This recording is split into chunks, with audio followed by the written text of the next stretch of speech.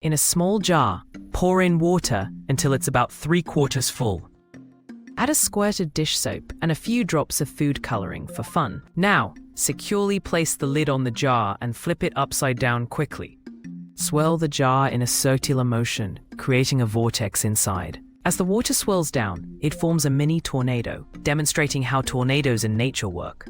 It's a fascinating look into fluid dynamics that can be done with items right from your kitchen. Kids will love experimenting to see how different swirling speeds change the size of the tornado.